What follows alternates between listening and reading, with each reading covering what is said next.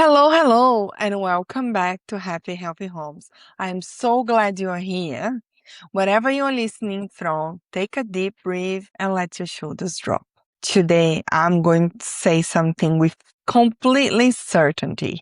There is no such thing as a typical nervous system. And we have been building the entire world for one typical nervous system. Every brain is different. Yours is different from the person sitting next to you. And yet, our homes, our office, our schools are all designed as if there is one standard nervous system we all share.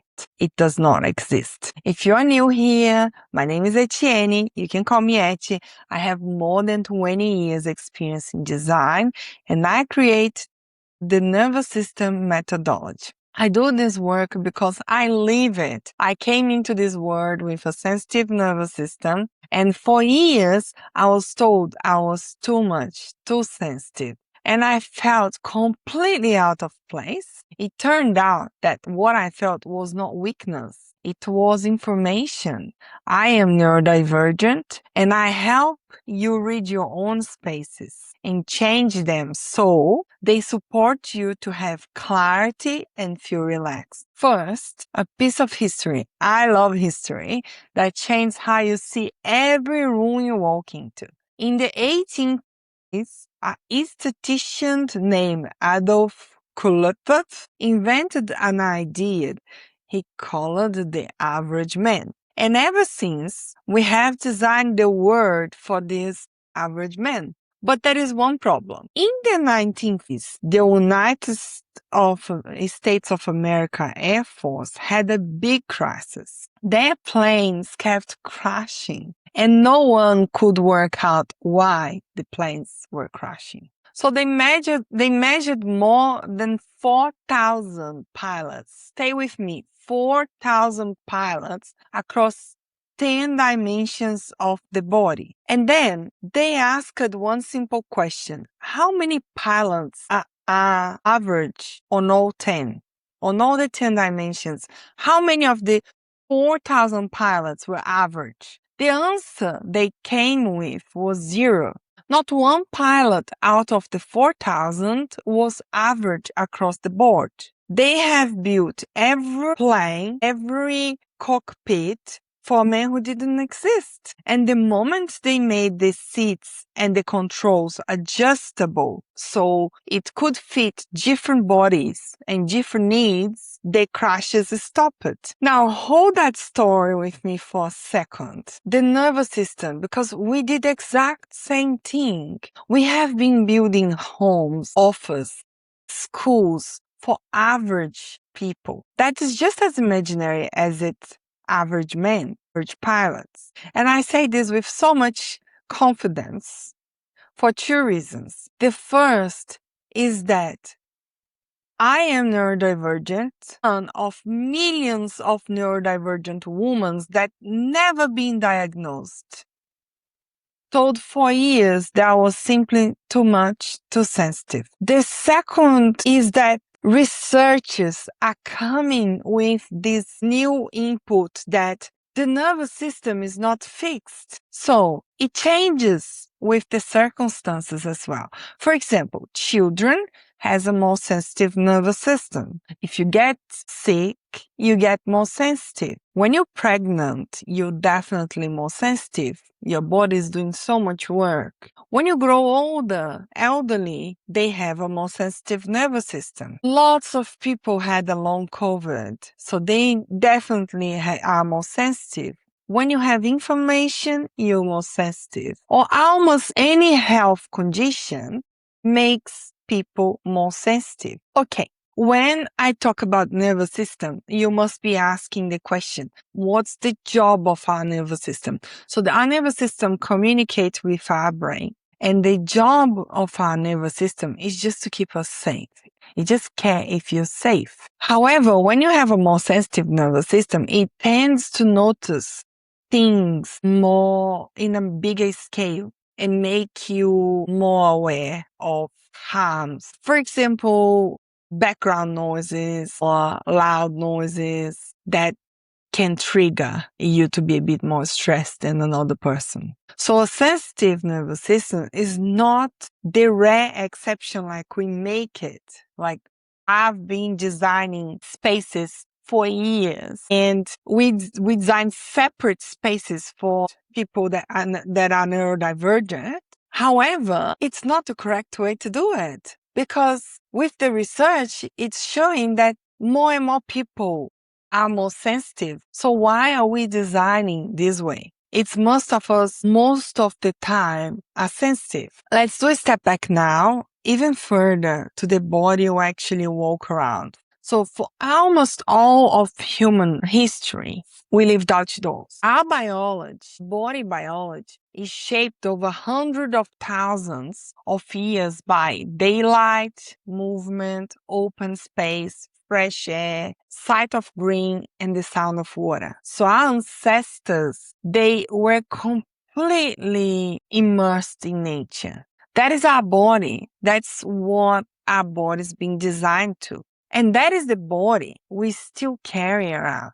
And then in the last 30 years, we moved indoors. So according to some statistics by the government of the United States and Australia, we spend 90% of our time indoors. We sat in front of a screen for 10 hours a day on the flat artificial light, cycled air, with almost no light, no daylight, and almost no movement. We changed how the entire world and how our body is supposed to run on. And we never changed the body. We can't change the body, it's the human biology. We started designing spaces with no respect for the biology we actually have. And then we call it the exhaustion that followed the personal failing. We started blaming ourselves for everything. That's what we do. We blame the exhaustion because we're not driven enough. It's a personal failure. And here's what almost no one designing these spaces understands. Your body is reading the room 24/7 underneath your awareness. So it's communicating with your brain. One thing that I think it's incredible, and a scientist called Stephen Porges gave a name to it. It's called neuroception. Many times a second below any thought, your nervous system scan the space around you and ask one question. Am I safe here or not? And that's the only question. The light, the noise, the clutter, the air, the people. You do not decide to relax. Your body grunts it, but only once it has read the room as safe. So no matter what you do, you can really have a very strong mindset. If your body feels unsafe in a space, you are going to be under stress. So think about what that means for you, for your work. When a space is quietly read as unsafe, you are stressed. You're not doing your best job. Your body is staying in a low, humaning state of alert. I want to give you an example that I am living right now. So my husband, he moved offices, and the place he works right now, there's no natural light, and he can't see the street. He can't see the sky, and he hates working there. He doesn't do his best work there. He tells me, I love working from home more than ever. So our office at home is airy. He can open up the windows, has a beautiful view to the gardens. He can look to the sky all the time, and he feels so relaxed. So his body right now on his work environment is not feeling safe. And the days he works there, he gets home so much more tired. The days he works at home,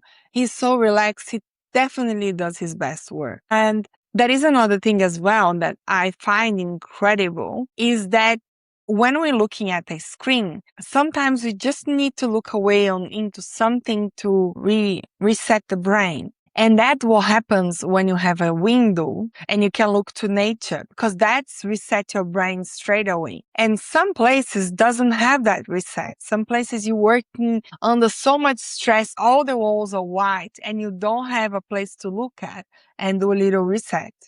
In that state, the thinking, the creating, the side part of your brain cannot work completely. Because if you're stressed, you're using your amygdala. You're not using the CEO part of your brain because your biology is busy keep you safe instead, like just looking around and trying to keep you safe on that environment. This is the thing we never said out loud. We take brilliant people, amazing people, and put them in spaces their body do not trust. And then we wonder why they're not performing, why their work is not arriving. It's not a discipline problem. It's safety. They don't feel safe on their offices where they're working. You cannot do your finest work in a room body is bracing against because your brain is working under stress, so your amygdala is activated. And there are better ways to do it. And we proved it to us through other things like curb cuts were built for wheelchair. And now everyone uses them. The pram, the suitcase, the trolley, tired people, elderly people on walkers use them. Build for the person on edge. And you lift everyone in the middle. That's exactly what I do, except I do it for the nervous system.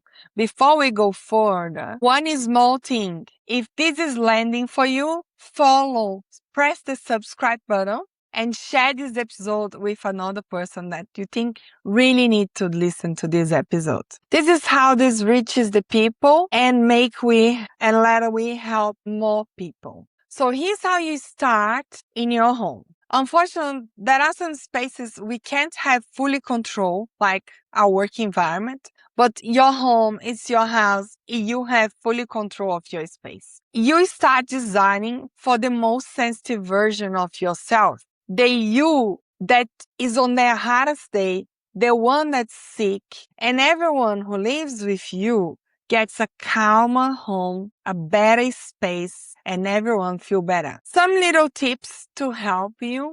One thing I would say, soften the light, especially at night. If you have dimmable lights, I would recommend. If not, you can have some floor lights. Harsh overhead light is one of the most common signals of threat. In the evening, just drop the lights, make the space feel a bit more relaxed. Cut the visual noise in the room you rest in, especially your bedroom. Your body is your best data. So if you get into your bedroom and you see a lot of clutter around, things that is out of place, just do a quick 5 minutes tidy up. Put things on the cupboards, close doors, and you sleep much better. Do not put too many things on your bedside table. Just leave the necessary things you really need and keep your room dark and the temperature cooler. That will help you sleep much better. Lower the sound and the sensory load. Turn off the thing that hums, the light that flickers, the notification that keeps pinging. Your body reads every one of them. Anything you can take off, turn off will help you. And make one space for your hardest day and a really, really resting space. A corner that asks nothing of you. It holds you at your most sensitive stage. That place that you want to be, read a book, drink a cup of tea, and just be for a while. Even if it's for 10 minutes a day. Create that little space for you and for your children as well. Remember, this is not about perfection. This is about one conscious choice at a time. So look around the room you are in right now and be honest with me. Was it built for you on your best day or for you on your hardest one? Because you deserve a space that holds the second one. You deserve a space that holds you when you're not feeling on your best, when you're not feeling sharp. And that's the space that will help you be the best, be sharp, have clarity, have a strong identity. So who exactly have you been designing your life for? Your environment is never neutral. It's always shaping you and you're always shaping your environment back. So tell me on the comments, who exactly have you been designing your life for? Thank you. Bye-bye.